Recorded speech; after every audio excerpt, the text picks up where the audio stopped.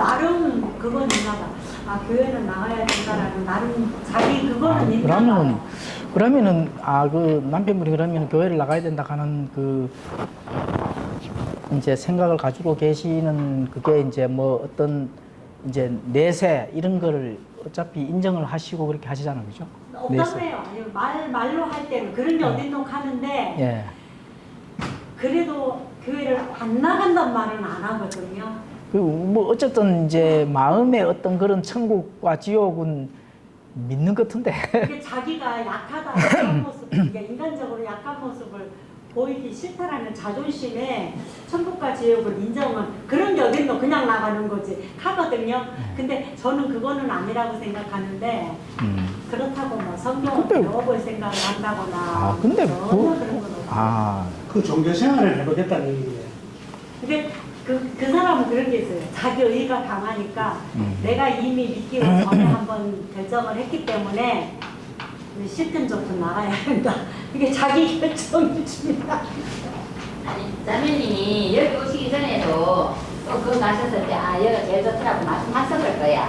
그러니까 지금 여기서 그렇게 말씀하셔도 남편은 전에 네가 옮겼을 때도 그때도 옮기는 교회가 제일 낫다고 말하지 않느냐. 그게 반복될 거라고 생각해요. 그러니까 그게 먼저고 내가 진리를 찾아서 그동안에 막 헤매고 헤맸던 그거 그러니까 여기도 언제 네가 아니라고 하고 바꿀지 모른다 그러니까 그게 가장 큰 거예요. 우리 자매님이 이제는 안 바꾸는다 아니 안 바꾼다 말은 하지만 왜냐면은 전에 1년 만에 바꿔서 근 2년 만에 또 바꿨잖아요. 그러니까 우리 남편은 적어도 2년은 너무 가요. 기다려요. 전도생활 하는 게 아니고 이거 진리를 따라야지 그러고 있거든요. 그냥 스치는 말로 한 번씩 그러고 말하죠. 예, 이제 그러니까 말 못해요. 딱 너무 다가서려고 하면 딱 반대하려고 하는 일에 막으려고 하는 게 있거든. 그러니까 다른 교회를 가셔도 지나치 그거 아니라고 하지 마시고 그러면서 이제 소통을 하셔가지고 자매님이 글쎄 자매님이 그래도 주님 말씀을 많이 아시니까 또 이게 거기서 우리 생활 하다 보면은 이야기할 거 아니에요. 교회에 대해서 어떨까 이런 하실 거 아니에요. 아이고 하나님 도와드리는 때를 기다릴 수밖에. 예, 때를 기다리는 수밖에. 이건 안 한다며. 오늘 오후에 그거 강의한다. 예. 아니 선생님은 그냥 웃으시려고 하시는 말씀이잖아.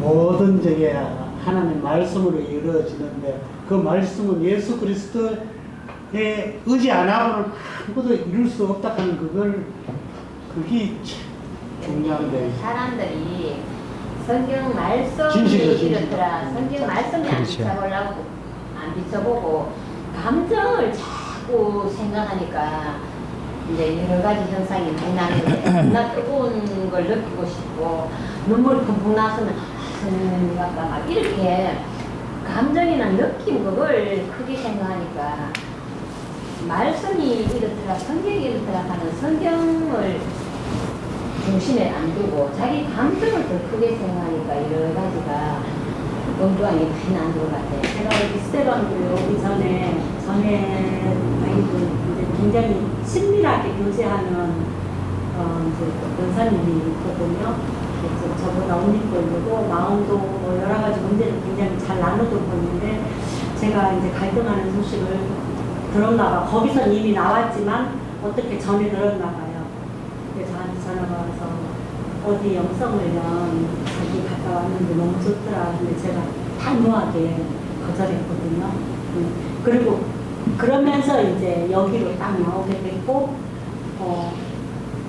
그러면서 내가 그래도 영성훈련 갔어야 됐나? 이제 이런 생각을 꾸준히 가지고 좀 한껏 가지고 있었어요. 이렇게. 근데 제가 최종적으로 이제 저번 주에 이제 동동수 목사님 말씀을 계속 들으면서 반갑게 정말 잘했다. 이제 결론이 딱 내려진 거야. 정리가 딱 되고. 그러면서 저는 이제 뭐 여러분들은 뭐 제가 이제 얼마 안 됐으니까 뭐 좀 지켜봐야 된다는 쪽으로 생각하셨을지 모르겠는데 뭐 저도 사실 제 자신은 모르죠. 뭐 근데 어쨌든 저는 인도하심 따라서 자꾸 발걸음을 옮기게 됐고 그랬는데 지금은 여기서 이제 말씀하시는 것들이 이렇게 정말 수용이 돼요. 처음에는 이렇게 좀 부딪히는 것들도 사실 있었어요. 꼭 그렇게 해야 되나? 그게 왜 그렇지? 이제 이런 것들이 뭐 지금 찌푸라 그러면 뭔지는 모르겠지만 듣다 보면 그런 게 있었고 에이 저거는 뭐 그래도 뭐 기존에 그게 더 맞는 것 같아 이제 이런 생각들을 했었는데 지금은 아 그런 것들이 저한테서도 이렇게 버려지는 거를 느끼거든요. 아우, 예, 잘 된 겁니다. 그게. 네, 예, 참 잘 된 겁니다. 아그 영성이론이 어떤 것이라는 거를 이제 계속 말씀 들으면서 너무 잘했다. 그렇죠. 네. 자매님 이제 지식이 쌓이면서 성령님께서 하나씩 두 하나씩 이제 열어주시는 거예요. 뭐 교회에서나 중국에서나 지금 사람들이 구하는 게 사람 중심, 하는 중심이 아니고 그쪽으로 다 가는 거예요. 99%는 그쪽으로 가는 거예요. 다 사람 중심. 뭐 상담하거나 뭐 모든 게 사람 중심으로 그래 네가 가장 중요하다. 이쪽으로 가는 거야. 그래 하나님이 있고 하나님의 중심을 안 두고 사람인데 중심을 두는 거야. 네가 제일 귀하다. 내가 가지고 있는 밭이지. 내가 가지고 있는 밭이잖아요. 거기에 내가 하나님 말씀은 하도 공평하게 내리셨잖아요. 내리셨는 내가 옥토를 내 밭이 스스로 옥토가 되어 있으면 말씀을 바라받을 텐데 가시덤불에 있는 내 밭이 되어 있으면 가시밭에 떨어지는 그 말씀을 내가 받잖아요. 비중을 내가 구원을 받았다 치더라도 맨날 걱정하고 아들 걱정하고 돈 걱정하고 이러면 내가 좋은 밭의 비중은 조금이고 다시 밭의 비중을 더 많이 두고 있으면은 세상에 염려가 많이 어져버리면은 말씀의 그만큼 줄어드는 거예요. 그러니까 우리가 이제 세상에 살 동안에 진짜 단순하게 살아야 되거든요. 사도 바울도 너희가 단순함에서 벗어날까 두렵다 하잖아요. 복잡하게 살면 하나님 말씀 받을 수가 사실은 없어요. 거기는 이제 탁탁 이제 우리가 이제 연륜도 이렇게 조금씩 올라가면서 조금 이제 단순해질 필요성이 있습니다. 그래서 하나님의 말씀이 커지고 내가 향하는 어떤 그런 세상적인 거는 조금 작아지고 이렇게 해서 이제 좋은 열매가 이제 맺어질 수 있도록 그렇게 이제 나가는 게 이제 중요하죠. 그렇죠. 예, 단순한 하나님 그냥 하나님의 말씀이 이렇다 하면은 이걸 100% 이제 받아들이는 그런 이제 건데 이제 우리가 참 진리를 발견했잖아요. 그죠? 참 진리를 발견하고 참된 교회를 찾아서 우리가 할 일이 많아졌잖아요. 그런 거에서 이제 단순함 속에서 우리가 신앙생활을 하다 보면은 열매는 하나님께서 자동적으로 맺어지게 해주신다. 이렇게 이제 우리가 배우잖아요. 배워서 이제 그렇게 나가는 게 이제 중요하고. 그러니까 우리가 이 교회에 오늘 또 오전에 목사님 설교 중에도 본인도 이렇게 모이는 게 참 감사하다고 하는 게 모든 것, 이 기존에 있는 많은 것을 버려야 되거든요. 기존에서 이 집단 생활하고 종교심을 가지고 많은 사람들이 막 이렇게 주위의 사람들을 다 버려야 이 교회에 올 수가 있으니까 그에 대해서 뭐 다들 이제 그렇게 모였으니까 그게 이제 첫 번째로 이제 하나가 될 수 있는 이제 그게 가능한 일이거든요. 그래서 이제 그렇게 버린다 하는 게 단순해진다는 거거든요. 단순해지는 진리의 그 길 하나만 이제 갈 수 있는 그런 이제 계기가 되는 거죠. 그래 되면은 하나님께서 나에게 주실 거는 단순한 것이 아니고 많고 복잡하게 되겠죠. 하나님이 우리에게 주시는 그 영적인 부분들은 커지고 내가 세상적인 것에서 뭔가를 이렇게 막 해야 되는 그런 부분들은 작아지고 하나님 것은 커지고 그러니까 하나님에 대한 것이 커진다 이 하는 거는 내게 하나님께 받을 게 커진다 이렇게 보시면 되는 거예요. 오늘 말씀처럼 예, 그렇죠. 어떤 대상을 내가 가지고 있으면서 내가 가진 걸 모르고 딴 데서 찾는 것 같습니다. 예, 그러니까. 그 말씀이 진짜로 많이 나와서 주님이 그만큼 많이 주셨는데 내게 있는 복을 생각 안 하고 바깥에 그 산이라고 노래하는. 자, 오늘은 마태복음 13장 겨자씨 비유, 누룩 비유, 그다음에 보물 비유, 진주 비유. 예, 이렇게 이제 비유 해석을 한번 하는 거를 배워보겠습니다. 일단은 마태복음 13장 31절, 32절을 읽고 우리가 그 부분들을 한번 나누어 보겠습니다. 그분께서 다른 비유를 들어 그들에게 이르시되 하늘의 왕국은 마치 어떤 사람이 가져다가 자기 밭에 뿌린 겨자씨 한 알과 같으니라. 그것은 참으로 모든 씨 중에 가장 작은 것이로되 자란 뒤에는 채소 가운데 가장 커서 나무가 되므로 공중의 새들이 와서 그의 가지에 깃들이니라 하시니라. 자, 지금 이 겨자씨 비유는 우리가 과거에 배울 때 이제 교회나 천국이 확장이 돼야 된다 이렇게 배웠잖아, 그죠? 맞죠? 예, 그렇죠. 교회가 확장됨으로 인해서 이 땅에 이 천국이 확장이 된다 이렇게 이제 배웠습니다. 근데 이게 이제 천국이 또 확장이 되어서 신자들이 안식을 누린다 이렇게 이제 배웠는데 사실 그거는 이제 잘못된 거죠. 잘못된 겁니다. 잘못된 거. 여기서 이제 이 겨자씨는 씨 중에서 가장 작은 거거든요. 씨 중에서 가장 작은 거는 우리가 이 겨자씨를 콧바람으로도 날아갈 정도로 그렇게 가장 작은 건데 심어서 이제 그 겨자씨는 나무가 아니거든요. 채소입니다. 채소인데 자라기잖아요. 자라는데 어느 정도 자라서 사람들한테 이렇게 이제 그 얻어질 그런 채소라든지 열매 이런 것을 말아야 되는데 엄청나게 크게 자라서 새들이 와서 앉아서 쉴 정도로 그렇게 크게 자란다는 겁니다. 그것이 이제 뭐를 뜻하느냐? 잘못된 성장을 뜻하는 거예요. 잘못된 성장. 이상하게 많이 커져버린 그런 것을 이제 비유를 하는 거죠. 이제 결론적으로 우리가 한마디로 얘기를 한다 하면은 예수님께서 그것은 이제 바로 기독교계 안에서 마귀들이 누리는 세상, 비정상적으로 커지는 세상. 그러니까 다시 말하면은 이단들 또는 기독교라는 십자가의 이 간판을 걸고 어마어마하게 커져버리는 그런 현상들이 생길 것이다 하는 것을 예수님께서 직접 말씀을 해주시는 겁니다. 자, 공중의 새들은 뭐죠? 마귀. 그렇죠. 마귀입니다. 마귀. 공중의 새들은 마귀. 자, 나무는 그러면은 나무. 네, 그렇죠. 이 나무는 엄청나게 커져버리는 그 세력 또 통치 뭐 이런 거를 이제 비유를 한다고 볼 수가 있습니다. 그러니까 세력이나 통치가 어마어마하게 확장되는 것, 기독교계 안에서 이렇게 이제 보시면은 가장 적합한 해석입니다. 다니엘서 4장 12절에 정확하게 예언이 되어 있죠. 다니엘서 4장 12절에. 자, 한번 읽어드리겠습니다.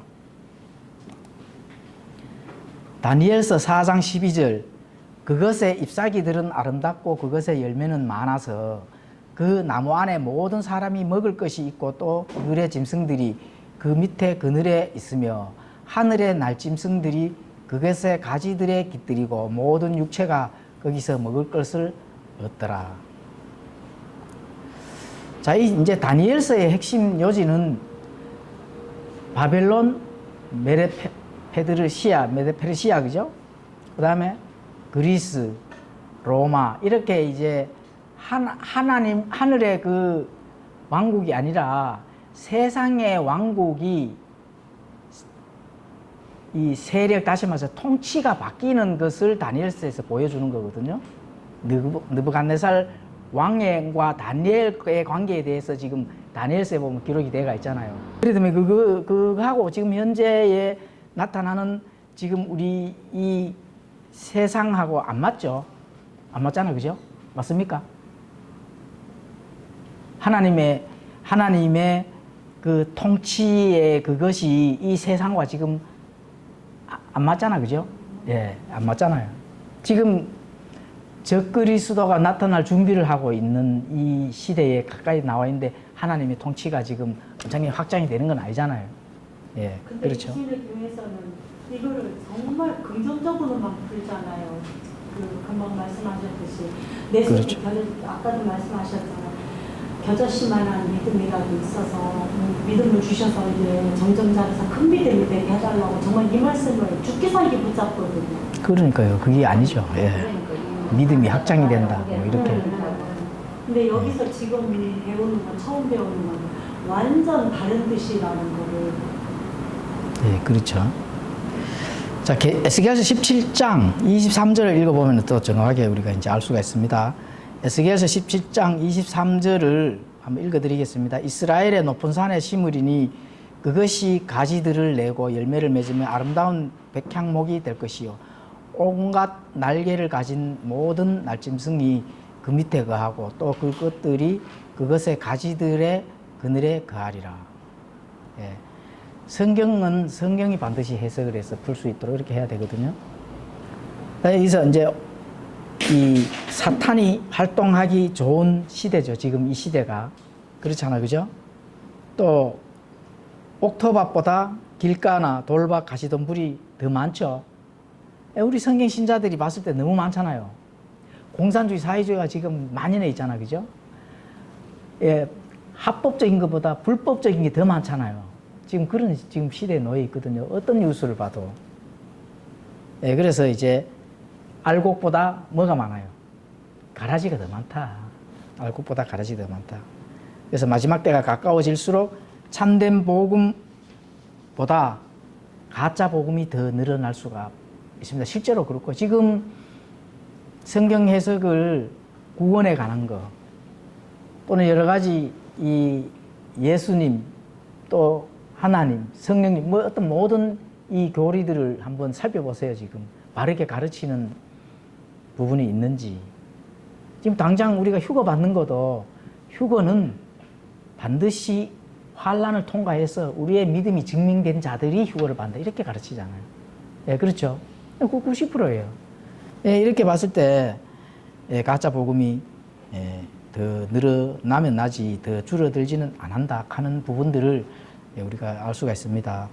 이 이제 계자시 비유에서도 알 수가 있는 거죠. 예, 참된 복음은 정말로 듣는 것이 진짜 어렵다. 이렇게 이제 볼 수가 있는 겁니다. 자, 마태복음 13장 33절에서 35절도 읽어드리겠습니다. 그분께서 다른 비유를 그들에게 말씀하시되 하늘의 왕국 마치 어떤 여자가 가져다가 굵은 가루 서말 속에 숨겨 넣어 마침내 전부를 뜨게 한 누룩과 같으니라 하시니라. 예수님께서 이 모든 것을 무리에게 비유로 말씀하시고 비유가 없이는 그들에게 말씀하지 아니하셨으니 이것은 대언자를 통해 말씀하신 것을 성취하려 하심이라. 일러시되 내가 비유로 내 입을 열어 세상의 창건 이후로 은밀히 간직된 것들을 말하리라 하였느니라. 지금 누룩을 어떤 여자가 가루 서말 속에 숨겨 넣었습니다. 가루 서말 속에 숨겨 넣었더니만 이걸 이제 전부 뜨게 해서 엄청나게 부풀어 올라갔다는 그런 예수님께서 이제 비유로 이제 표현을 하시는 거죠. 이것도 많은 교회에서 특히 뭐 개신교나 이런 교회에서는 이거 역시도 복음의 확장이다 이렇게 가르칩니다. 예, 그렇죠. 또 작은 세력이 작지만은 우리가 누룩은 성경에서는 100% 뭐를 가르칩니까? 예, 죄를 가르치잖아요. 그럼 죄가 확장된다는 얘기잖아. 그렇죠. 예, 실제로 뭐 죄가 확장되는 건 맞죠. 예, 바르게 하는데 그거를 자꾸 좋은 쪽으로 이렇게 연결을 시켜갖고 좋은 쪽으로 해석을 하기 위해서 노력을 하는데 그게 아닙니다. 죄가 확장된다. 죄가 늘어난다. 왜? 죄가 늘어나야 예수님께서 재림하셔서 심판을 하실 거 아닙니까? 그렇죠. 알곡은 예, 곳간에 일단 들여놓고, 그죠? 예, 가라지들을 심판해야 되는데, 그럼 뭐 다 이 좋은 게 확장이 될 것 같으면 예수님이 심판하러 올 시간이 자꾸 늦어지잖아요. 그렇게 되질 않는다. 또 마귀들도 그렇게 놔두질 않습니다. 마귀들은 일단은 자기들 편을 만들기 위한 작전이 뭐냐면 자꾸 죄를 낳게 만드는 거죠. 예, 왜냐하면 하나님을 대적을 해야 되는 거기 때문에. 그래서 그런 부분들을 예, 또 그렇게 비유를 하면 안 된다. 우리 뭐 이런 건 뭐 당연하게 이 성경 신자라면 이런 건 다 알고 있는 이제 그런 부분들이죠. 그런 부분들인데 이런 부분들을 우리가 이 땅에서 비교를 했을 때 세상에서 나아가는 이 현상들을 빨리 우리가 깨닫고 캐치를 할 수가 있잖아요. 그죠? 근데 반대적으로 얘기를 한다 하면 자꾸 이제 눈이 가려진다는 거죠. 성경의 누룩은 부패, 악, 죄를 상징한다는 겁니다. 그렇기 때문에 거짓 교리, 또 종교심으로 또 심취된 내적 부패, 잘못된 누룩이 내 마음속에 딱 들어오는 그 순간에 그게 부풀어진다는 겁니다. 누룩이 딱 들어오면은, 잘못된 교리가 딱 들어오면은, 부패가 되면은 다시 돌이킬 수가 진짜 어렵습니다. 힘듭니다. 그게 정말로. 그런 부분들을 예수님께서 바로 막 직접적으로, 기독교계의 고질병이잖아요. 고질병이거든요. 우리도 뭐, 이 다른 이제 성경을 많이 안다 하는 사람들하고 이렇게 얘기를 나눠보면은, 이 구원은, 한 번 구원은 영원한 구원이 아니야. 막 이렇게 이제 되는 거죠. 구원을 잃어버릴 수가 있다. 그래서 신앙생활을 잘 하는 거는 맞는데, 구원 받았으면 받은 것이 잃어버린다 하는 건 없거든요. 성경에는 구원을 잃어버린다 하는 말이 사실은 없습니다. 그런 부분들을 누룩이죠. 누룩. 고질병이죠. 안 고쳐집니다. 그런 사람들은. 자, 이 누룩은 유대인들에서도 구약에서도 나오죠. 그 다음에 그 유월절 이후에 일주일간 무교절이 있잖아요. 그죠? 누룩 없는 빵을 먹었잖아요. 또 집에서 누룩을 또 제거를 해야 됩니다. 누룩은 이런 부분들은 우리가 이제 신학적으로 이제 성화의 과정이다. 구원을 받은 유월절이 있고, 그다음에 무교절. 무교절은 진짜 누룩 없는 걸로 이렇게 내가 성화해 나가는 그런 부분들로 이제 적용을 해야 되는데, 구약 이스라엘에서도 하나님께서 명령을 하신 게 그 무교절 기간에는 집에 어떤 누룩도 제거를 해야 된다는 거예요. 그래서 하나님께서는 죄를 그만큼 싫어한다. 이렇게 볼 수가 있는 거죠. 출애굽기 12장 15절에 그렇게 기록이 되어 있습니다. 제가 한번 읽어드리겠습니다. 너희는 이래 동안 누룩 없는 빵을 먹을 것이요 첫째 날에 너희 집에서 누룩을 제거할지니 누구든지 첫째 날부터 일곱째 날까지 누룩을 있는 빵을 먹으면 그거는 이스라엘에서 끊어지리라. 그래서 누룩을 먹거나 또 누룩을 집에 두는다면은 어떻게 된다 했어요? 굉장히 무섭죠? 그 혼은 이스라엘 자체에서 사라지게 한다는 겁니다. 그만큼 하나님께서 이 죄에 대한 부분들을 철저하게 유대인들한테 이렇게 율법으로 명령을 준 거죠. 자, 이제 이거는 이제 교회에 적용을 하면 이제 성화 단계입니다. 성화 단계에서는 절대로 진짜 누룩을 가져서는 안 되는 거죠. 근데 자, 이 예수님께서 누룩으로 정한 죄를 한번 살펴보겠습니다. 누가복음 12장 1절에 그 보면은 바리새인들의 누룩이 있습니다. 바리새인들 누룩. 그죠? 바리새인들 누룩. 그다음에 바리새인들의 거짓 교리. 이 바리새인들의 누룩은 자기들이 율법을 613가지를 정해갖고 지키지도 못할 것을 지킨다고 하는 그 위선, 그건 누룩이라는 겁니다. 하나님께서 왜 율법을 이스라엘 백성들한테 줬을까요? 우리가 늘 공부하는 얘기인데 왜 율법을 줬을까요? 율법을 지킬 수가 있습니까? 없습니까? 못 지키죠. 그렇죠. 바로 그게 너희들 못 지킨다는 걸 깨닫게 해주기 위해서 진짜 율법을 주신 거예요. 그러면 이 로마서에서 보면은 율법에다가 하나님께서 율법을 주셨는데 뭐를 더해서 줬다 했죠? 그렇죠. 율법만 줬다 그러면 이스라엘 백성들이 살아남지를 못합니다. 벌써 다, 왜냐하면 하나님도 율법을 줬으니까 율법대로 안 지키면 다 이제 죽여야죠. 그런데 율법의 은혜를 더해줬기 때문에 이스라엘 백성이 지금까지 살아있는 겁니다. 그래서 율법 더하기 은혜. 그 율법은 뭐냐? 은혜로 돌이키라고 율법을 준 거죠. 그래서 못 지킨다는 겁니다. 못 지킨다.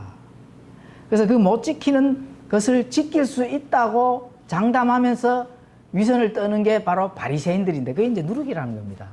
예, 누룩. 그다음에 마태복음 16장 6절에서 12절 바리새인들과 사두개인의 거짓교리 이런 것도 다 이제 예수님께서 정한 누룩이라고 이제 볼 수가 있는 거죠. 그다음에 이제 세상과 타협하는 거 예수님께서 이 바리새인들이 예수님에게 이제 하는데 정치적으로 이제 묻는 거죠. 카이사르와 카이사르의 공세를 바쳐야 되는 게 당연한 건지 아니면 바치지 말아야 한 건지 그렇게 질문을 하죠. 예수님한테. 예수님께서 정확하게 무슨 말을 합니까? 하는 거는 하나님께 사이가 그렇죠. 예. 둘 다 지키라는 겁니다. 둘 다. 예, 그렇죠. 누룩과 죄는 동일합니다. 사실은. 예. 그래서 누룩과 죄는 동일한데 누룩은 음식에 넣었을 때 맛이 어떨까요? 맛있죠. 내가 이 세상에서 보이는 죄는 좋아 보여요, 나빠 보여요? 좋아 보이잖아요, 그죠? 진리를 쫓을 것이냐, 세상을 쫓으냐, 두 개째 진리는 사실 가시밭길입니다. 근데 세상적으로 우리가 나간다 하면 어떻게 돼요? 다 좋게 보고 수월처 넓은 길이잖아요. 예, 좁은 길, 넓은 길은 그렇게 이제 선택을 해야 되거든요. 그래서 누룩과 죄는 결론적으로 맛있다. 사람이 쫓아가기 쉽다는 거죠. 그래서 이 누룩은 어떤 음식에 들어갔을 때, 그죠? 조용히 스며들어서 부풀어 오르게 하고, 그리고 마지막에는 어떻게 돼요? 부패를 시킨다. 이렇게 되는데, 그게 이제 죄는 우리 안에 들어왔을 때, 자기가 죄를 짓고 있는지도 모르고 조용하게 거기서 계속 부풀어 오르다가 나중에는 부패로 빠진다는 겁니다. 그래서 굉장히 조심해야 될 게 누룩이라는 거죠. 죄. 자, 바울이 누룩은 어떻게 정했는지 한번 살펴보도록 하겠습니다. 갈라디아서 5장 9절에 보면은 작은 누룩 하나가 어떻게 된다고요? 온 덩어리를 뜨게 한다는 겁니다. 그래서 우리가 예수님을 믿는 신자라면은 누룩에 대해서 정확하게 알고 그래서 판단을 잘 해야 된다는 거죠. 판단, 분별을 잘 해야 된다.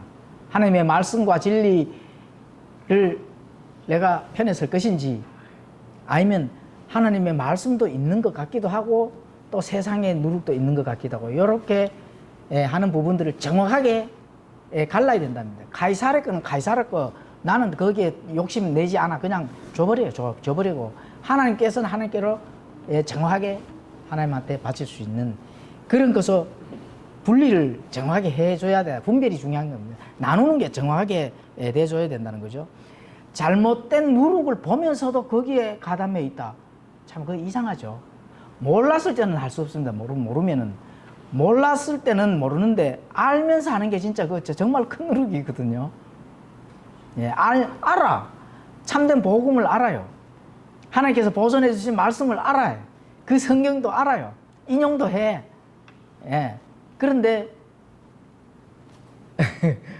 그런데 그것을 계속 이 누룩 안에서 함께 공존한다. 자, 사람의 심리는 카멜레온보다도 더 신비하죠. 이 사람의 심리가. 누룩이 딱 발견되는 과감하게 분리를 딱 시켜버려야 되거든요. 누룩이 발견되면은. 이거는 명백한 누룩이다. 딱 분리를 해고 버려버려야 된다는 거예요. 할례도 받아야 된다. 너희도 구원받으려고 하면 할례도 받고 예수님도 믿어야 된다. 이렇게 이제 할례를 갖다 슬그머니 잡아 엮는 거예요. 그렇죠. 오늘날도 할례 받아야 된다고 하는 교회가 있습니다. 그러니까 그렇게 했을 때 너희는 그것이 누룩이라고 사도 바울이 딱 정해 놓는 거죠. 물론 이제 율법입니다. 그게 율법. 율법은 오늘날 우리가 이렇게 정확하게 판단을 해보면은 율법은 종교거든요. 종교. 이 땅에서 이 하나님께서 종교 생활을 할 수 있도록 줬는 유일한 백성은 어느 백성이에요? 유대인입니다. 종교 생활을 할 수 있도록 줬는 거는. 그래서 종교 더하기 믿음을 시키는 거는 바로 누룩이다. 이렇게 이제 볼 수가 있는 거죠. 그렇죠. 그래서 이제 이 사도 바울이 율법으로 의롭게 된 자, 그런 자들은 그리스도의 효력이 없으며 은혜에서 떨어져 나간 자들이다. 정확히 그렇게 얘기를 한 거죠. 은혜에서 떨어져 나간 자다. 예. 이 해석을 장로교에서 많이 하잖아, 그죠? 해석을 영적으로 해석하는 목사들은 누룩입니까? 누룩이 아닙니까? 누룩이죠. 누룩 맞잖아, 그죠? 그러면 그 누룩을 어떻게 해야 돼요? 예? 내가 그 목사를 제거를 해야 됩니까? 아니면 조용하게 도망을 나와야 됩니까? 조용하게 도망을 나와야 된다니까. 그 남편분한테 꼭 누룩 얘기해 주십시오. 조용하게 누룩으로 가시려고 하는구나, 이렇게. 큰일 납니다. 안 됩니다. 처음부터 잘 설명을 해 주셔야 돼요. 제가 지금 카톡을 매번 이렇게 마태복음 24장까지 카톡을 보내준 사람이 한 사람이 있어요. 그분이 자기 친척분이 하나님의 교회에 이제 나가는데 이 안식일을 지켜야 된다 하고 막 이렇게 종교심이 굉장히 발동이 되는 거거든요. 안식교라든지 하여튼 그런 이단 교회는 종교심이 100%예요. 종교심이 100% 이렇게 사람들의 이 묘한 마음하고 딱 맞아 떨어집니다, 사실은. 이 죄인과의 종교심은 백발백중 일치하도록 딱 연결이 딱 됩니다. 하나님의 복음을 절대로 받아들이기가 어렵습니다. 이 죄인이 그냥 불신자 죄인이잖아, 그죠? 물론 신자도 죄인이지만 불신자의 죄인은 종교심하고 딱 맞아 떨어지는데 뭔가 자기가 종교를 가져보고자 했을 때 자기 친척이 하나님의 교회에 나가가 이 안식교를 지켜야 된다 하고 뭔가 열심히 하니까 딱 맞아 떨어져가지고 굉장히 열심으로 제 이제 이 사업장에 와가지고 엄청나게 많이 묻습니다. 묻고 전화 오고도 묻고 이래서 처음에 제가 이래서 그래 이제 나간다 하더라고. 그래요? 그 불신자가 우리 스테반교회 데려오기가 좀 그렇거든. 본인이 교회 나가고 싶다 하더라도 열심히 설명회가 데리고 나온다 하더라도 그럼 어차피 그거 가서 구원도 못 받는데 한번 나가보시라고. 한 5달 지났어요. 지나가지고 그때는 무슨 그렇게 얘기했는데 한 5달 정도 나가가지고 왔는데 엄청난 종교심의 사람으로 변화가 왔는 거예요. 그래서 마시고 엄청나게 또 아는 것도 엄청나게 많아지는 것 같아요. 그래가 그 이후부터는 정말로 이 하나님의 교회 장길자니 어머니 교회가 이단이다. 그래서 이제 강하게 이제 얘기를 했는데도 이미 젖었네. 예, 이미 젖어버렸어요. 많이 젖어버렸어.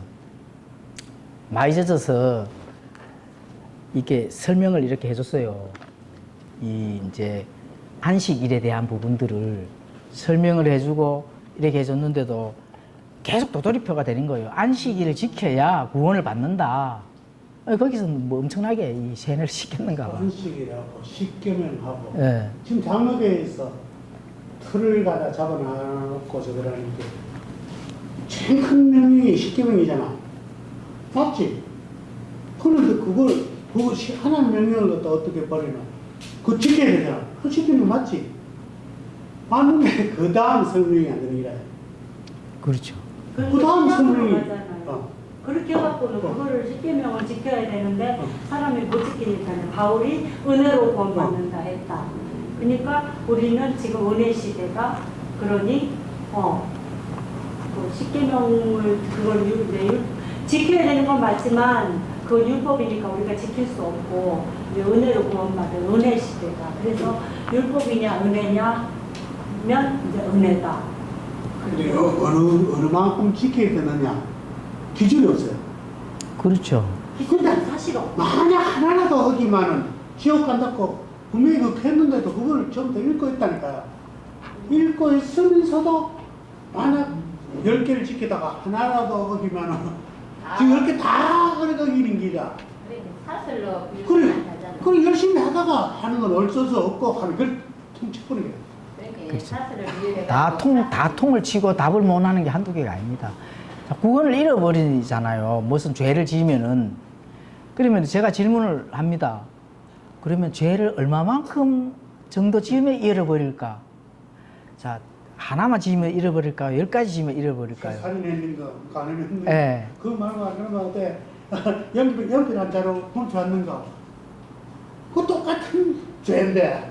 그 답을 할까요? 못 할까요? 못 합니다. 못 하는데도 자꾸 그걸 주장을 한다니까. 사람 죽이는 만큼 뭐 나는 큰 죄는 안 짓다. 많은 죄. 예. 우리나라의 헌법만큼 안 돼. 뭐 살인했는 만큼 돼야 돼. 이제 잃어버리는 날 뭐. 그 죄는 도덕죄는 죄가 아니라. 그런 게 그래 사슬이 있으면은 그 사슬이 100개가 있으면 100개 다 떨어져야 지옥 가는지 한 개만 떨어져도 둘이 다 떨어지는지 그걸 모르는 기라. 한 개만 떨어져도 둘이 여기. 연결이 떨어져 버리잖아. 뭐 물론 대구도 다 대부분 뭐 90%가 장로교잖아, 그죠? 장로교인데 뭐 90%가 다 그렇게 이제 알고 있는데 구원을 잃어버리는지 내가 구원을 받았는지 그거조차도 모르는 교회가 한두 교회가 아닙니다.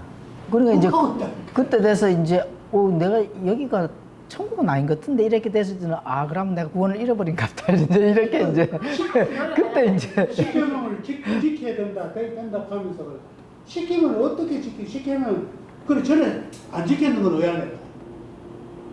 뭐 일단 그것도 지금부터 지킨다고 보자. 근데 전에 재면할 때 안 지켰는 그건 왜 안 해? 이거는 누구의 지키는 거다. 그러니까. 이웃을 그래 그걸 예, 답이 없죠.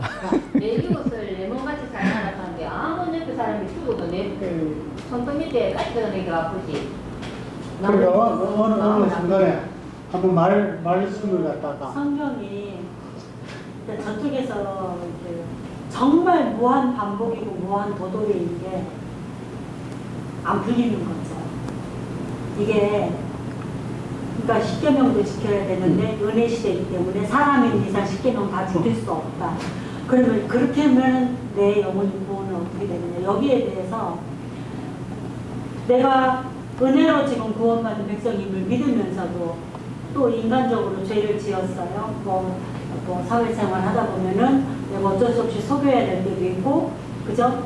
또 내가 의도치 않게 나도 모르게 내 이익을 위해서 속였을 때도 있고, 그런데 결국은 그게 이제 그러면 양심의 가책으로 인해서 괴롭고 구약과 신약, 율법과 은혜 여기에서 늘 충돌을 일으키니까. 그렇죠.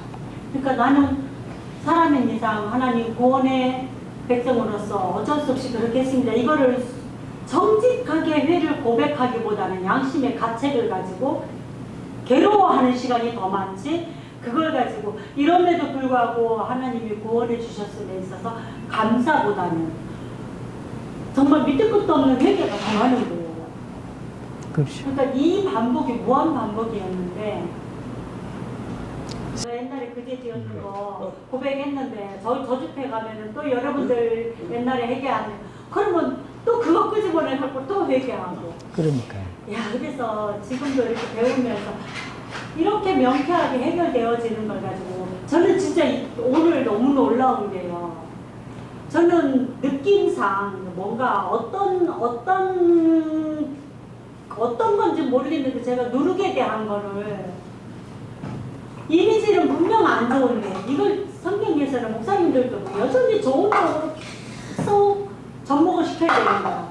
여기에 대한 엄청난 부담이 있었거든요. 오늘 꼭 정말 오늘 딱 틀리는 거예요. 이걸 좋은 쪽으로 해석을 하고 적용시키려고 보니 그게 저하고 이게 힘들었던 거예요. 그런데 오늘 이게 누룩에 대한 확실한 정의가 나오니까 저는 해결이 다 된 거예요. 예. 거기에 누룩이 얼마만큼 많이 들었는지 우리가 이렇게 공부를 안 해보면 몰라요, 사실은. 예, 굉장히 중요한 그런 이제 부분이죠. 그 모든 부분에 대해서 영적으로 해석하는 목사들은 다 누룩에 문제점이 있다. 이렇게 보시면 되는 거예요. 했었는데 이게 이제 펴지는 느낌. 오늘 너무 진짜 놀라운. 네. 할렐루야. 누룩과 가라지. 아니야, 나 저 여자씨. 네. 아 이렇게 접목이 되는구나. 아, 이렇게 구약과 이렇게 연결이 되는구나. 정말 오늘 처음 배웠어요. 예.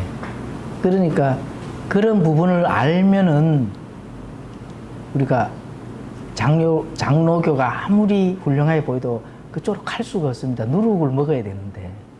그렇죠. 지금은 내가, 그건 맛은 있어요. 아까 맛있다 했잖아요. 장로교에서 이 스피치 좋은 목사들은 쟁반 위에 은구슬이 쫙 굴러가듯이 철학을 넣어서 우리 성경 신자들이 있잖아요. 말도 스피치 좋은 사람들 그런 거 할 줄 몰라서 안 하는 게 아닙니다. 그게 누룩이거든요. 사람들을 좀 마음을 나쁘게 말하면 미혹을 해야 되고 좋게 말하면 마음을 잘 그 철학이 들어가야 되고 철학은 누룩입니다. 철학은 누룩이고 또 어떤 부분을 영적인 걸 가져와서 주관적인 거잖아, 그죠? 주관적인 걸 가져가 스피치를 한다 하면은 쟁반에 은구슬이 쫙 굴러가듯이 사람들 마음을 싹 녹이면서 그게 이제 누룩입니다, 누룩. 그런 부분들을 우리가 성경 신자들은 딱 보이잖아요. 분별을 하잖아요. 그러니까 거기에 그런 교회에 누룩을 가르치는 그 교회에 간다. 너무 기분 좋아. 그러면은 누룩을 먹는 거거든요. 그러면 누룩 맛있어. 철학을 더하면은 맛있고 귀에 잘 들어와요. 오늘 막 성령 충만한 것처럼 돼. 근데 하나님 앞에 딱 서 보면은 죄 덩어리요 누룩으로 그때는 판단을 받으셔야 된다 하는 걸 분명히 아셔야 된다는 거예요. 아니 어떻게 그 매끄러운 설교들을 왜 나는 저게 아니라는 생각을 하나님이 어떻게 그 생각을 주셨을까 너무 신기하시고 신기하고 내 처음 그것이 내가 처음에 그래서 그것이 각자 개인은 정말로 중요한 게 뭐냐 하면은 양의 꼴을 잘 먹이는 목사를 잘 선택해야 된다. 예, 물론 이제 그 교회를 선택해야 되겠죠, 그죠? 예, 영양가 없는 꼴을 잘못 먹으면은 누룩이 들었잖아요. 성장은 한단 말입니다. 성장. 어떻게 성장하느냐? 겨자씨 나무처럼 성장한다는 거예요. 비대해지죠. 예, 비대해진다는 거예요. 비대해지다 못해 엄청나게 비만으로 갑니다. 뭘로요? 종교심으로. 종교심으로 이만하게 커진다니까. 그럼 종교심에서는 진짜 하나님의 말씀, 진리, 참된 복음이 그 안에 조금이라도 들어있느냐? 없어요. 예, 그건 100%입니다. 그래서 그런 부분들을 첫째, 진짜 좋은 목사를 잘 선택해서 해야 된다. 우리가 지금 이제 우리 교회도 지금 목사가 없잖아요. 우리 교회도 꺼져가는 등불처럼 한번 꺼질 뻔했어요. 그렇지만은 하나님께서 어떤 미션을 주시기 위해서 꺼지지는 않았지만은 그래도 목사는 없지만 우리가 풍성하게 지금 진짜 참된 꼴을 지금 먹습니까? 안 먹습니까? 먹잖아요. 우리가 이제 정 목사님 설교를 잘 듣고 있잖아요. 실시간 방송, 그죠? 물론 이제 정 목사님도 현역에서 은퇴할 때가 있습니다. 예, 우리 교회의 비전인 얘기를 좀 내가 할 건데, 정 목사님이 은퇴하게 되면은 은퇴한 뒤에도 우리가 동영상을 보지는 않습니다. 현역에 계시니까 우리가 꼴을 잘 먹고, 그리고 또 몇 가정 더 정말로 신실한 몇 가정 더 이렇게 더해주고 이러면은 저에게도 미션이 있을 거 아닙니까? 그죠? 저에게도 각자 다 우리 성도님들 다 미션이 있습니다. 개개인 미션이 발견을 못해서 그렇지. 우리가 지금 사람이어도 너무 침체돼가 이렇게 하실 필요성이 없어요. 왜냐하면은 하나님이 함께 하시기 때문에 내 안에 성령님이 계시고 하나님이 함께 하신다 하면은 하나님께서 반드시 그 미션을 수행하고 열매를 맺도록 해주신다는 겁니다. 그것이. 예, 그것이 중요한 거거든요. 예, 저는 그래서 낙심 절대로 안 합니다. 한 사람이 있든 두 사람이 있든 하나님 할 일이지 내 할 일은 아니거든요. 그런데 내가 해야 될 그 미션을 빨리 깨닫는 거는 사실 중요한 겁니다. 깨닫는 거는. 그래서 바르게 목삼내 해가 어줍한 거 먹는 것보다 동영상이라도 지식을 바르게 잘 듣고, 그죠? 바르게 판단을 잘하고 나중에 하나님께서 미션이 오케이 딱 떨어졌을 때 좋은 곳으로 하나님께서 분명히 인도를 해주신다는 믿음을 가지고 나아갔을 때 교회는 엄청나게 또 거기에 대한 열매가 많이 맺어진다고. 이거는 뭐 당연한 겁니다. 이거는 뭐 예, 당연한 거기 때문에. 그래 목사님이 뭐 은퇴되고 하면 그때 뭐 은퇴되는데도 앉아갖고 힘없게 그냥 동상향승이나 보고 뭐 아멘하면 이렇게 할 것이냐, 그거 아닙니다. 저에게도 미션이 떨어진 그런 부분들은 우리가 단단하게 지식을 많이 챙겨 먹고 진짜 참된 복음을 잘 먹고 잘 성장해 있었을 때 정말로 훌륭하고 젊고 유능한 이 목사, 그죠? 예, 목사님이 와서 교회를 잘 이끌어가는 그 목사님을 발견시키는 것도 제 미션이란 말입니다. 그래서 한국에서 그런 목사가 있느냐? 없어요. 한국에는 없습니다. 그러면은 킹제임스 좀 안내하고 내가 지식이 있을 좀 가르쳐야 됐네. 이걸 세울 수 있느냐? 그것도 안 됩니다. 참된 정말 이 양들 하나하나의 갈급한 심령들을 보살피면서, 그죠? 참된 복음으로 잘, 진짜 그 말씀을 잘 먹일 수 있는 본질적으로 잘 이 심령이 바르게 선 그 목사님을 세울 그런 사람이 있어서 세우는 거 아닌다면은 그냥 정 목사님이 현역에 있을 동안에 우리가 바르게 듣는 게 차라리 나은 거예요. 그렇죠? 예. 뭐 킹제임스 좀 한다 해가지고 킹제임스를 성경 신자라 해서 킹제임스를 조금만 공부를 하면은 대부분이 보면 나서고자 합니다. 왜냐하면 좀 아니까. 그런 심령으로는 그런 마인드를 가진 것에서 우리가 꼴을 먹느냐? 그건 안 됩니다. 정말 갈급한 마음의 준비가 된 그런 리더자가 세워져야 나도 꼴을 먹고 많은 성도님들이 바르게 꼴을 먹고 성장하지 않으면 비만해진다는 거예요. 예. 그래서 우리 교회는 그게 이제 제가 그런 이제 미션이. 그럼 한국에 있느냐? 없잖아요.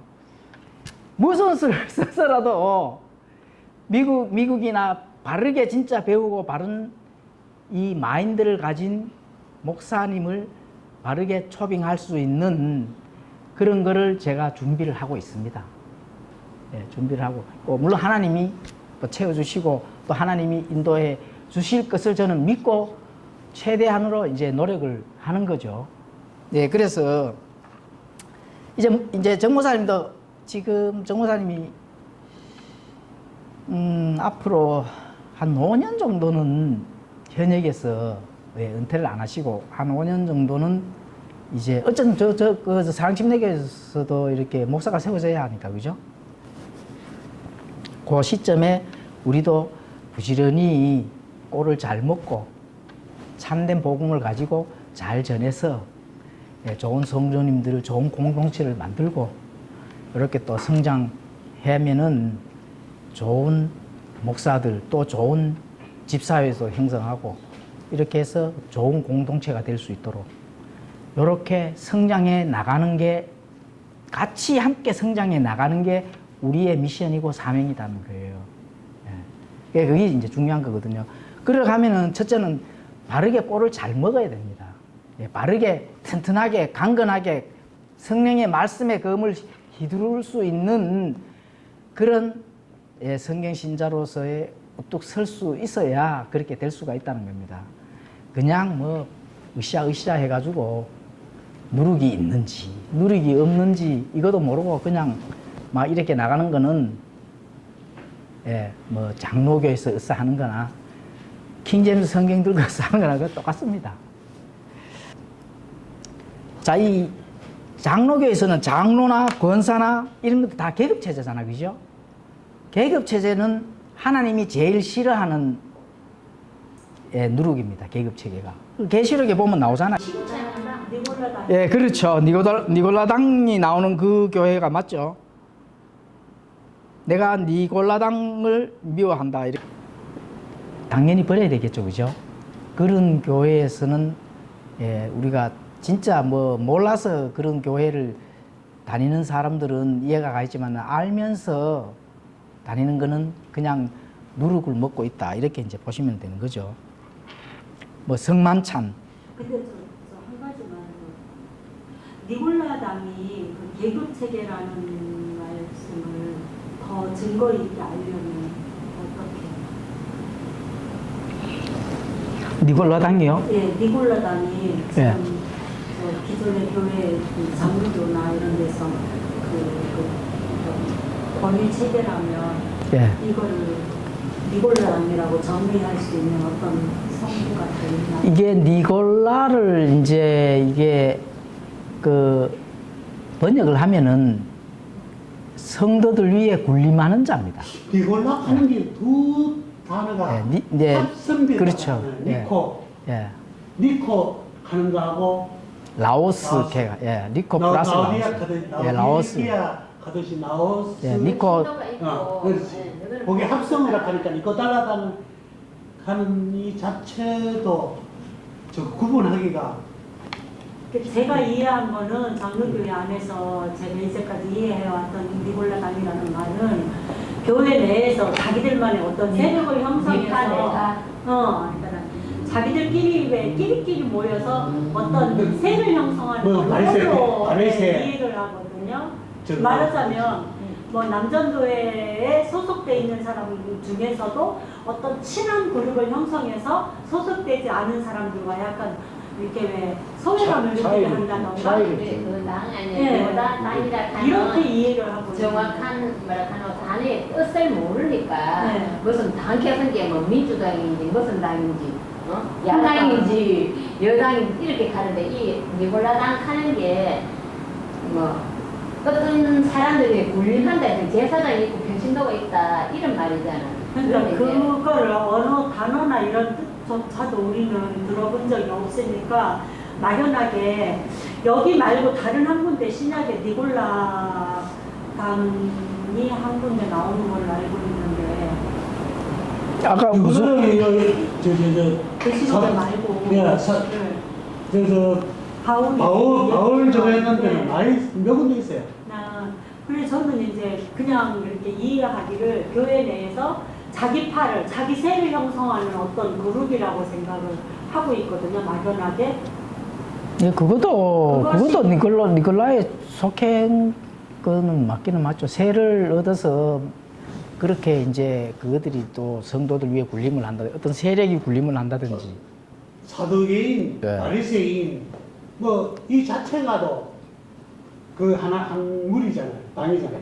근데 제가 지금 드리는 말씀 질문은 이제 교회에서 그 체계, 권사, 장로, 집사 이 체계를 근데 집사는 아니지 이제 엄연히 그렇습니까? 일단 장로나 권사 체계가 성경이 반하는 제도라는 것을 제가 이제 다른 친구들이나 형제들에게 설명할 수 있는 이 성경의 근거나 이 단어의 뜻이나 이런 거를 좀 더 구체적으로 알고 싶다는 거죠. 아, 니골라 니골라당이 야 너네 그 권사 체계, 장로 체계에 있는 거 성경에 없는 거고 그건 니골라당 성경에서 제일 싫어하는 니골라당을 형성하는 거야. 이렇게 제가 그 니골라당에 대한 정의를 딱 내려줄 수 있는 그건 말씀 설교 말씀 속에 그게 있잖아요. 정 목사님 칼빈 바랄빈가 그인가 보니까 저도 거기서는 들었는데 그게 아직 입력이 잘 안 되거든요. 이게 이제 그게 이 그러면은 니랑 나랑은 니골라당을 미워한다 하면은 이 애들을 나오고 그 사람들은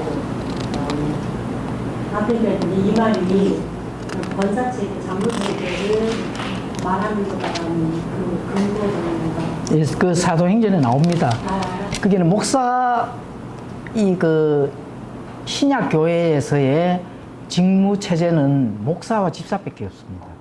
장로는 없어요. 예. 그럼 장로교회에서 장로가 있다 하는 거는 본인들의 교단에서 장로를 세우는 건 당연한 건데 그건 구약을 장로 설명할 때 구약의 장로들을 얘기하거든요. 그 체제를 따라. 그러니까 구약 시스템으로 하시는 거네 이렇게 돼야 되죠. 목사나 예. 장로 이게 같은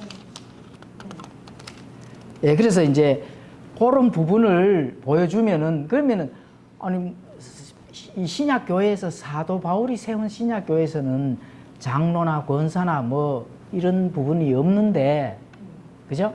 예, 없는데 목사와 집사밖에 없다 하면은 분명히 반발을 하거든요. 예. 예, 그러면은 장로가 있고 권사가 있고 계급 체계고 니골라를 미워한다 이렇게 하면 분명히 반발을 한단 말입니다. 그러면은 성경에 장로가 나오잖아. 장로가 목사로의 직무 체제가 바뀌었다. 이렇게만 이제 말씀해 주시면 대부분 예, 거기서 또 답을 이제 예, 반박을 못 합니다. 예수님이 돌아가시면 신약교회인데 장로교회는 지금 다 구약을 하고 있으니까 말이 안 키는 거지. 그러니까 신약의 그 목회자를 설명할 때는 목회자고 목사도 따지고 그 장로가 이제 그렇게 설명을 해요. 장로고 감독이다. 감독이고. 알면은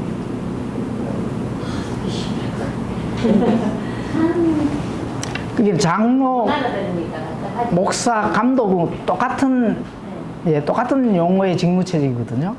예, 그렇기 때문에 이제 다른 거는 이제 없죠. 그래서 그 부분을 이제 설명을 하면은 웬만하면은 예, 이해를 이제 하죠. 근데 이게 사람들이 인식이요. 이런 거를 일단은 성경은 성경이고 우리는 우리다라는 게 은연중에 너무 강한 게 이런 것도 보면은 그러거든요. 이게 예를 들어서 제가 이제 이렇게 하잖아요. 예. 장로나 권사는 성경에 신약교회에 없는 체제다. 근데 아까 말씀하신 대로 장로는 구약 체계에서 장로가 있었던 거지 신약 시대는 없는 거다. 장로가 목회자다. 그러면 장로까지는 그래 뭐 인정한다 치자. 그러면 권사는 분명히 성경에 어느 부분에 권사가 있느냐 없다 이렇게 제가 만약에 이제 강론을 한다 치자요. 예. 그러면 뭐라고 생각하냐면 그 사람들이 10명이면 10명 다 그렇게 생각하는 게 왜냐면 저도 그렇게 생각을 했어요.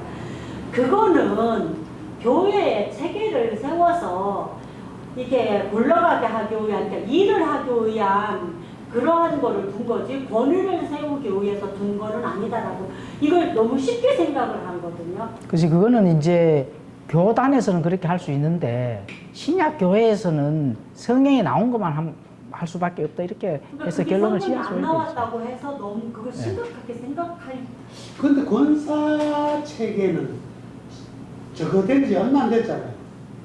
전에는 권사가 없었잖아요. 권사가 언제부터 있었는지 그렇죠. 뭐 처음에 이제 막 처음에 권사가 빨았는 게 현실의 권사 하면서 막 기도원 저거 하면서 그때 권사를 알았지. 우리 어릴 때는 권사하는 자체 명칭 자체가 들어본 적이 없었어요. 들어봤어요.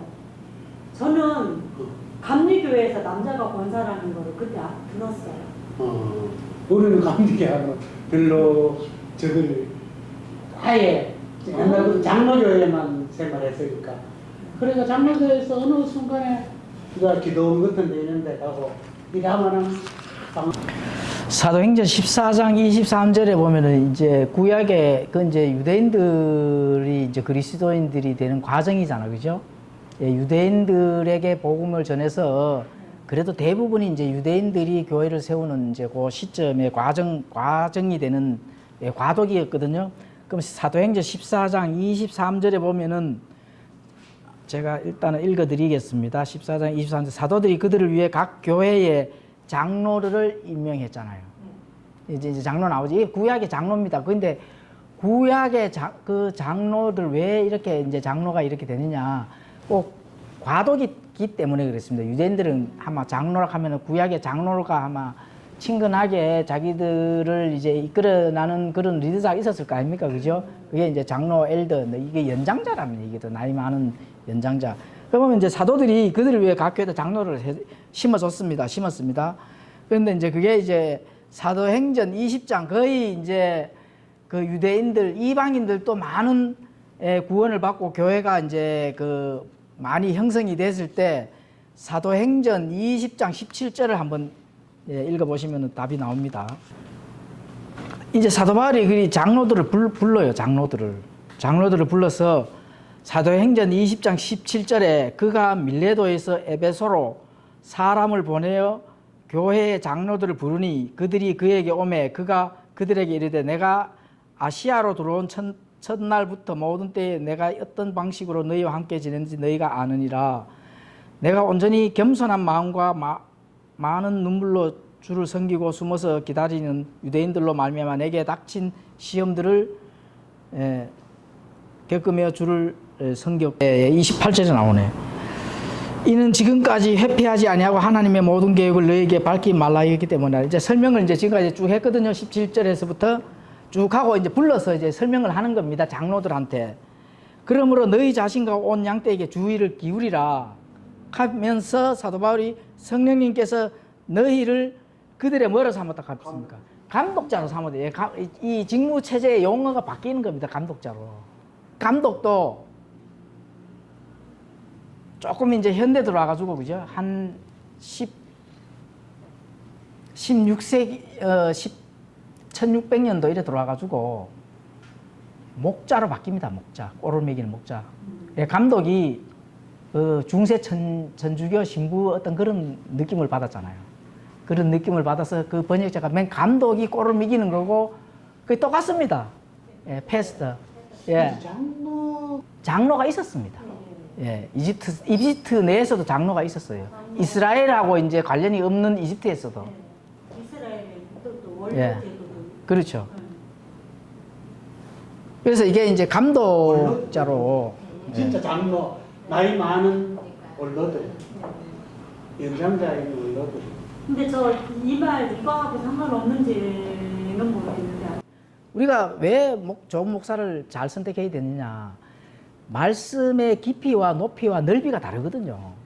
그래서 그렇게 나올 수 있는 지혜는 모든 게 형통을 해야 된다는 거. 이게 형통하게 해달라고 하는 강구라고 이렇게 생각을 하시면 될 것 같아요. 저는 뭐 개인적으로 그렇게 생각하고 넘어가는데 이게 말 속에 뜻이 있고 의미가 있기 때문에 좀 그러니까 한국 교회에 목사를 너무 우상시하는 그런 의미가 그게 오늘 배우는 것도 그기잖아요. 그게 이제 목사님 제사장님. 자, 누룩이 든 꼴을 먹이는 목사에게서는 어떻게 해야 된다고요?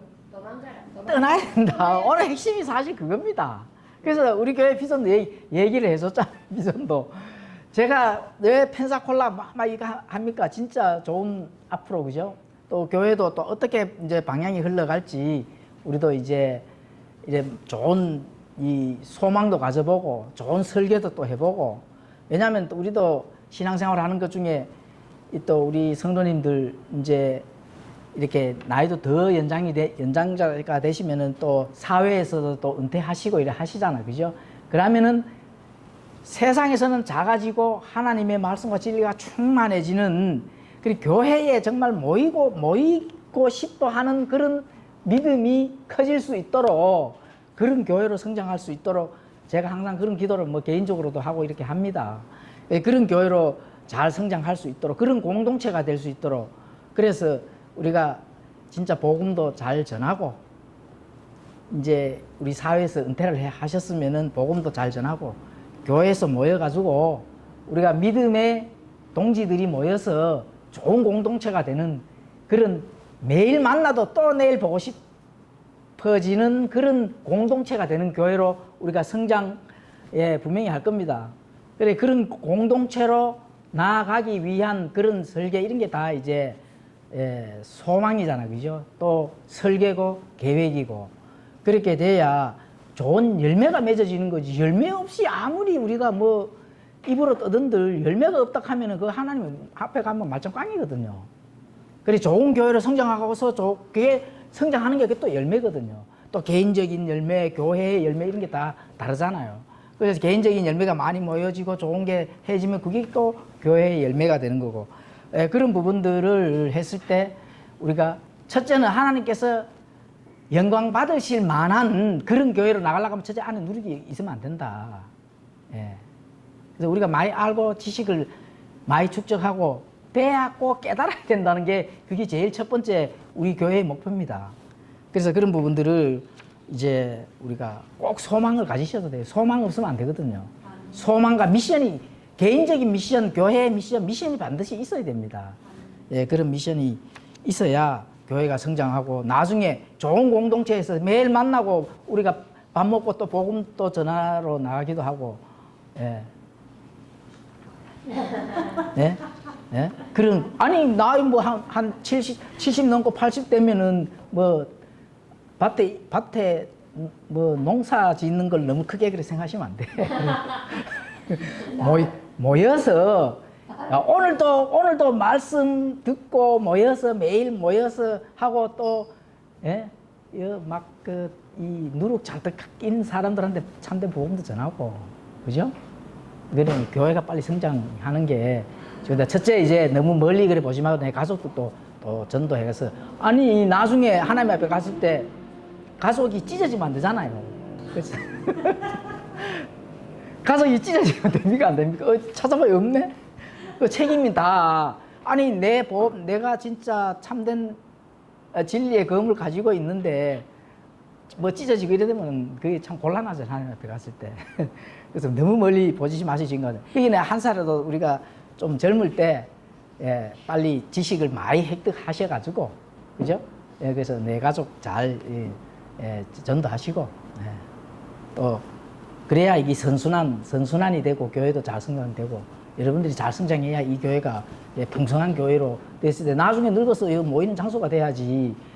예, 그래서 나중에 제가 진짜 뭐 이거 나도 소망이고 계획이고 설계고 목표인데, 뭐 이런 건물 이런 거 차버리고, 예, 작은 교회라도 이렇게, 예, 공기 맑고 이런 교회에 우리가 매일 만나도 좋은 그런 자리를 잘 선정해서, 그죠? 예, 거기에 이 킹제임스 성경 참된 복음의 전초 기지 역할이 되는, 나이가 들어도 건강하게 막 힘이 엄청 좋아가지고 80살 넘고 90살 넘어도, 예, 이 건강해서, 예, 전도 들고, 그죠? 예, 전도하다가 어느 순간에 막, 우리 그 전에 막 휴가 받으면 제일 좋고, 2년 뒤에라도 우리가 휴가 받으면 좋고, 3년 뒤에라도 휴가 받으면 좋은데, 휴가 받기 전에는 최대한 좋은 열매, 선한 열매를 맺고자 노력을 해야 된다. 예, 그래, 이제 그런, 예, 그런 교회로 잘, 예, 성장되고, 또 뭐, 예? 농사 짓고 싶으면은 교회에 쪼매나게 이렇게 잘 지어가지고 앞에다 밭을 하나 내면 되잖아.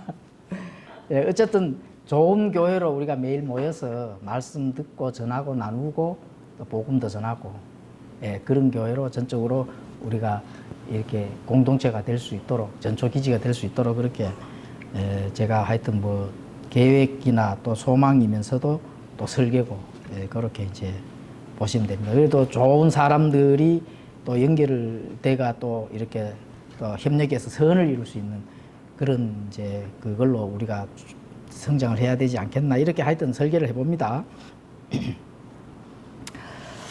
자, 고린도전서 5장 8절에 보면 이렇게, 네, 말씀합니다. 그러므로 우리가 그 명절을 지키되, 그 명절은 아까 그 유대인들의 6월절 이후에 나오는 무교절이죠. 예, 무교절. 그 명절을 지키되 묵은 누룩으로도 말고, 그죠? 악의와 사악함의 누룩으로도 말며, 뭐를 지킨다고요? 오직 순수함과 진실함의 누룩 없는 빵으로 하자. 예, 그렇죠. 누룩 없는 빵, 이 빵이 중요한 겁니다. 빵은 뭡니까? 그렇죠. 우리가 매일 먹는 거잖아요. 예? 매일 먹는 게 빵이거든. 말씀을 매일 먹잖아요. 그죠? 예. 예수님을 매일 먹잖아요. 근데 맛이 없다고 거기다가 누룩을 치면 돼요, 안 돼요? 예, 맛이 없다고 누룩을 치면 안 된다. 우리가 이 킹제임스 성경 신자들 뭐 이런 교회는 진짜 이 좀 너무 뭐 자유롭고 말씀을 어느 정도 단계가 이래 올라가면은 싱겁기도 하고 뭐 하여튼 그래요. 그렇게 자꾸 이렇게 되면은, 아, 내한테 또 누룩이 있구나, 이렇게 생각을 해야 되거든. 그러면 그렇다고 말씀에다 누룩을 쳐가지고 먹을 수는 없는 일이잖아요. 그렇죠? 예, 그건 절대로 안 되죠. 왜냐하면 어차피 하나님 앞에 가면 다 그런 부분이 다 드러난다니까. 예, 그래서 그런 부분들은, 예, 있을 수가 없는 말이죠. 이제 그렇게 돼가 있죠. 비유가 없이는 그들에게 말씀하지 아니하셨으니, 이렇게 돼 있는데 개역성경에는 뭐라고 되어 있습니까? 예, 아니면과 없이는 그건 하나가 땅 차이입니다. 아니면은 아예 그냥 no, 제로. 예? no.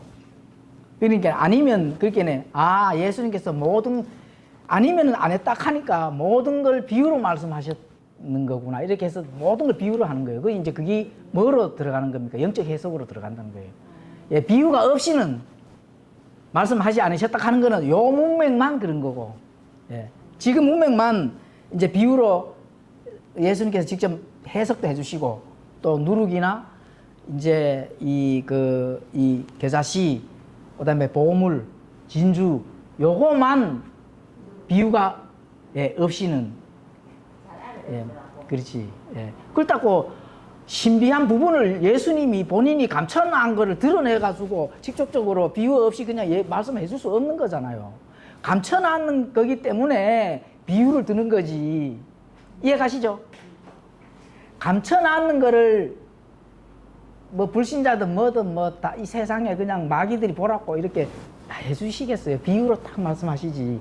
그래서 그게 이제 비유라는 겁니다. 앞에 숨겨진 보물이가 바닷속에 빠진 예, 고기. 쉽게 알아요. 그렇죠.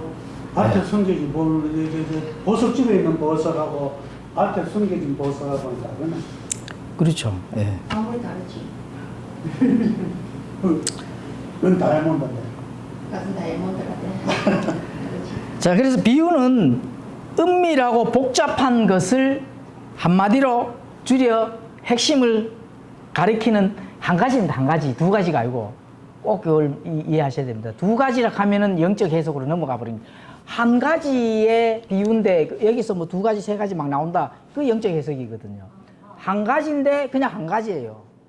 한 가지인데 한 가지. 요거를 살아가게 하기 위해서 요거를 비유로 들었는데 그게 한 가지라는 이쪽에서는 영예가 되기 때문에 요 하나 가지고 요렇게 사람마다 그렇죠, 그렇죠, 그렇죠. 네. 예. 사람마다 주시- 은밀하고 복잡한 것을 이제 예수님께서 신비로 감춰놓은 것을 드러내 보여주시는 것이 아니고 비유를 가져와 가지고 가르쳐 드리는데 그건 한 가지다.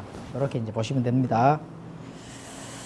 자, 그러면은 이제 밭에 숨겨진 보물 비유, 예, 보물, 그 다음에 진주, 물고기를 한번 공부해 보겠습니다. 마태복음 14장 44절 52절 일단 읽고 하겠습니다. 또 하늘의 왕국은 마치 밭에 숨겨진 보물과 같으니라. 사람이 그것을 발견하면은 숨겨두고 그것의 기쁨으로 인해 가서 자기의 모든 소유를 팔아 그 밭을 사느니라. 또 하늘의 왕국은 마치 좋은 진주를 구하는 상인과 같으니라. 그가 매우 값진 진주 하나를 발견하며 가서 자기의 모든 소유를 팔아 그 진주를 샀느니라. 또 하늘의 왕국은 마치 바다에 던져 각종 물고기를 모으는 그물과 같으니라. 그물이 가득 차매 그들이 그것을 물가로 끌어내고 앉아서 좋은 것은 모아 그릇에 담고 나쁜 것은 버렸느니라. 세상 끝에도 이러하니라. 천사들이 와서 의인들 가운데서 사악한 자들을 갈라내어 불타는 용광로 속에 던져 넣으리니 거기서 통곡하며 이를 갈미 있으리라 하시니라. 예수님께서 그들에게 이르시되 너희가 이 모든 것을 깨달았느냐 하시니 그들이 그분께 이르되 주여 그러하오리다 하며 이는 그분께서 그들에게 이르시되 그러므로 하늘의 왕국에 관하여 가르침을 받은 서기관마다 마치 자기 보고에서 새 것과의 것을 내오는 집주인과 같으니라 하시니라. 숨겨진 보물 비유에는 뭐 다른 거 볼 게 없습니다. 하나죠. 하나. 물론 개신교 해석에 사람이 진리를 발견하여 자기의 모든 소유를 팔아서 밭을 산다. 뭐 이렇게 가르치죠. 그런데 이 하나가 뭐죠? 밭은 세상, 사람은 그리스도를 가리키는 거죠. 그죠? 예, 그럼 보물은 뭐를 가리켜요? 예, 보물. 아닙니다. 말씀. 보물은 이스라엘입니다. 이스라엘. 예.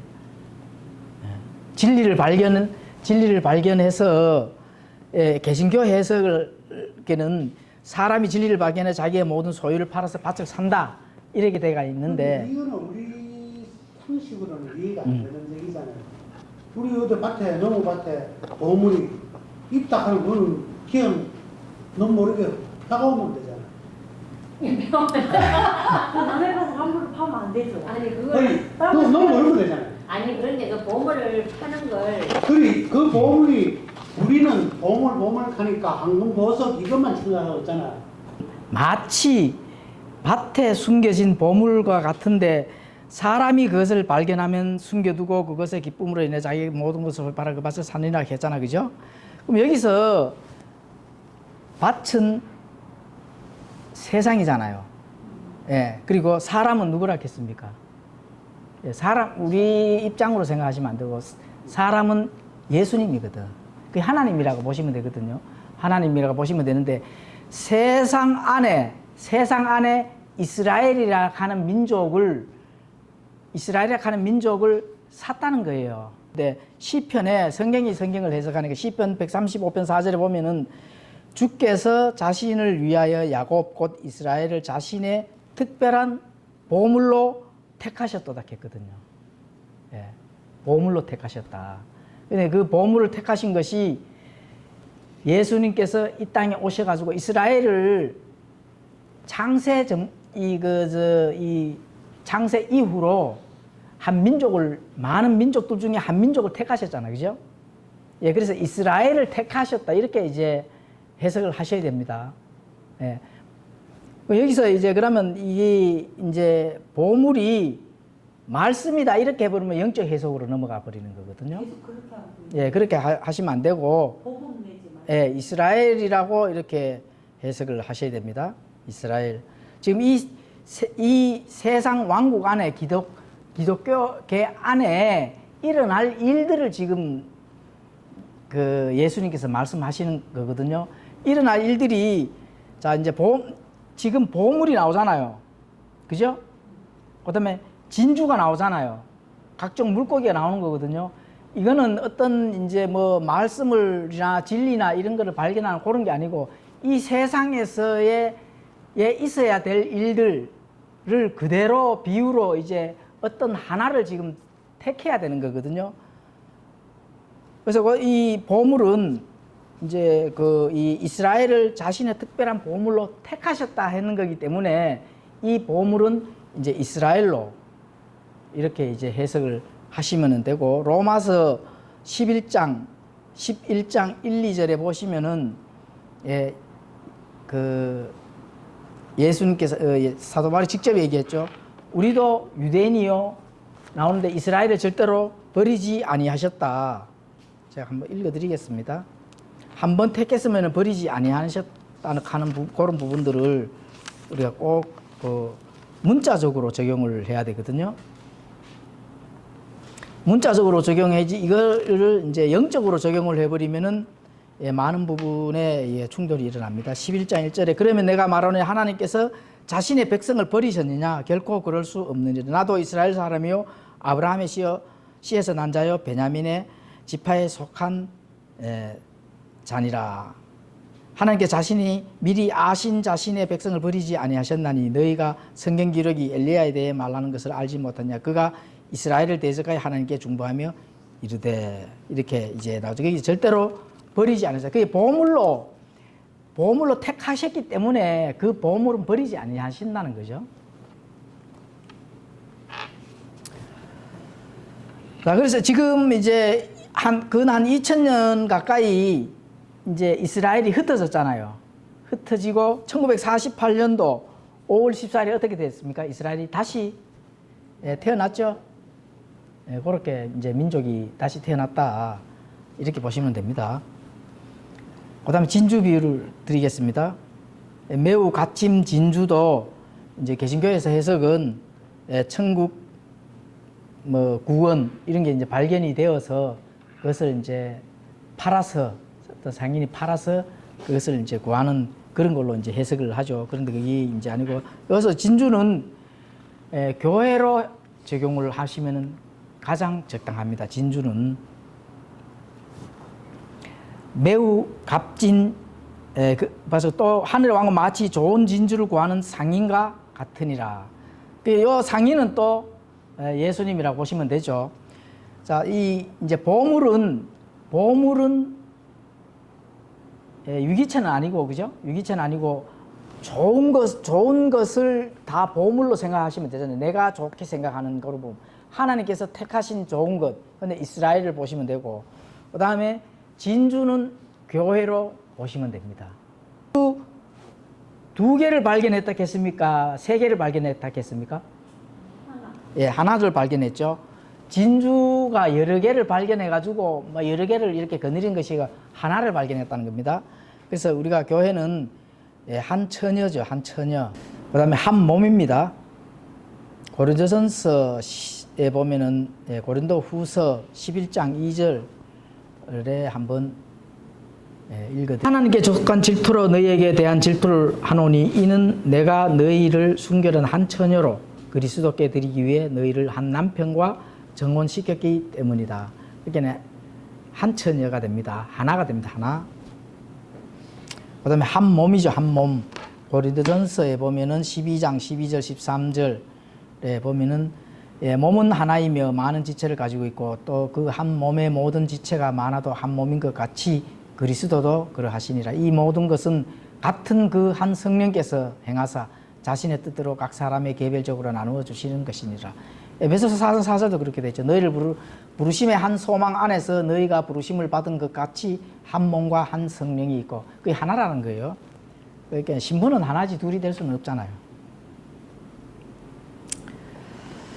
자, 그래서 진주는 교회 하나를 발견해서 자기의 소유를 다 바라게 이제 비우기 때문에 그렇게 되는 거죠. 비우기 때문에. 그럼 예수님께서 자기의 이 모든 것을 바쳤잖아요. 그죠? 예. 이제 이스라엘도 그렇고 또 교회도 그렇고 그렇게 이제 적용을 하시면 됩니다. 자, 그물 비유. 그물 비유는 이거는 쉽죠? 그물 비유는 바로 밑에 뭐 거의 다 해석이 다 나오잖아. 그죠?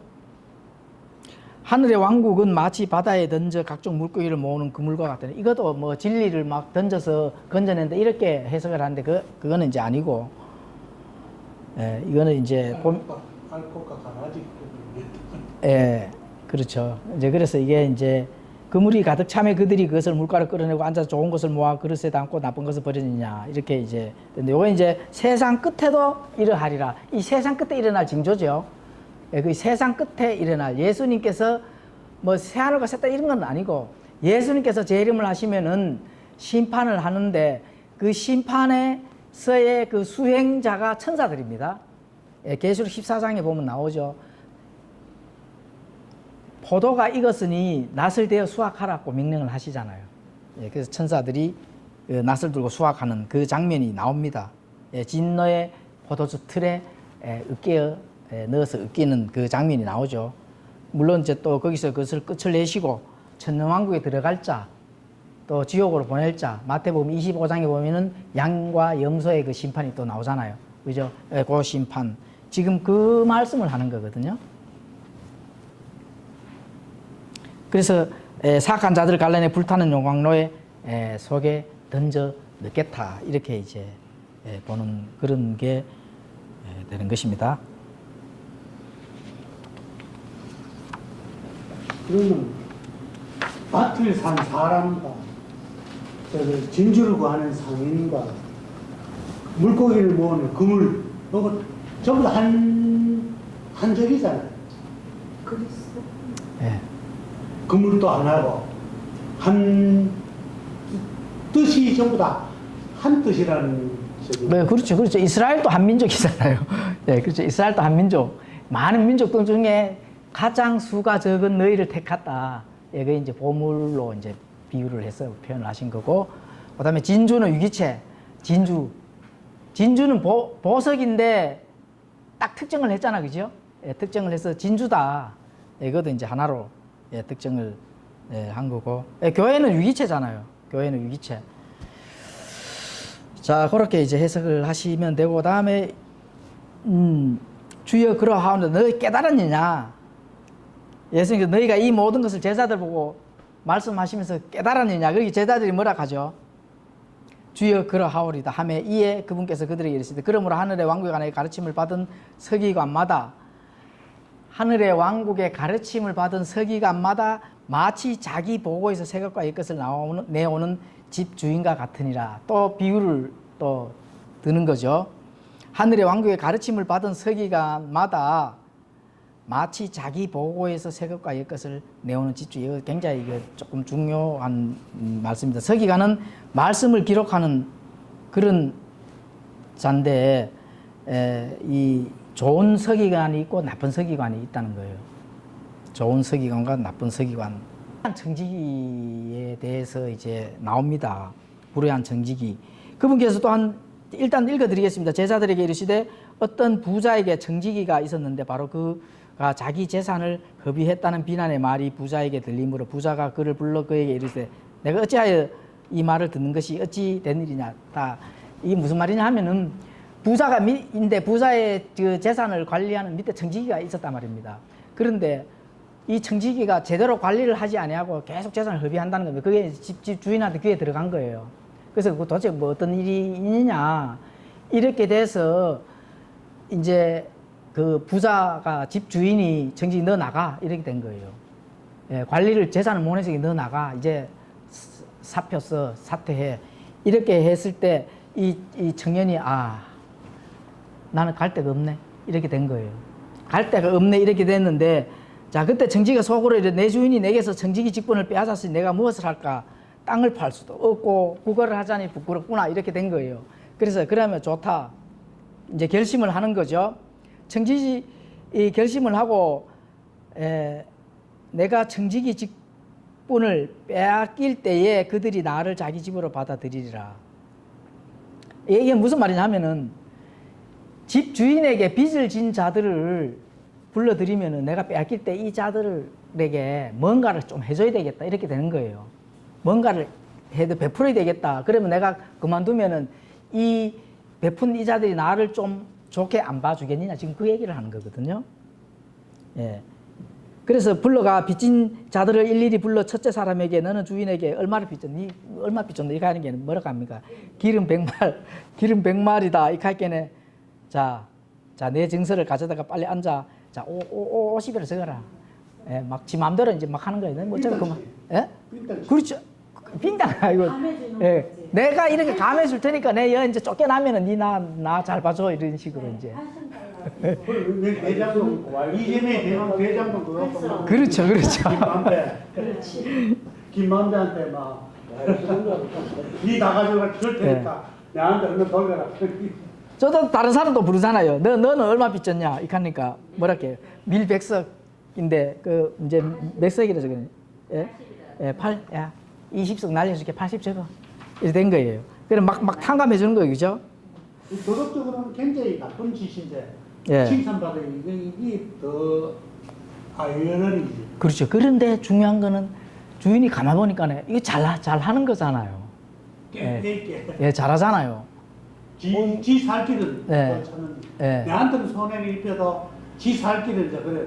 예, 잘하네 이래 된 거. 저는 이해가 안 가서 이 나쁜 짓을 했는데 왜니 끝 아니면 쫓겨날 뻔에 이래놓고 광고를 해야 되는데 네. 잘했다 하는 게 잘했다. 자기 재산을 이제 막 이거 이 어떤 데 소비를 해가지고 이렇게 이제 쫓겨날 판에 이거 지금 더 소비하는 거잖아요, 그죠? 더 안 좋게 하는 거잖아요.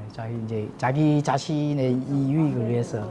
그니 이거하고 나는 저걸 비교를 한번 해봤거든요.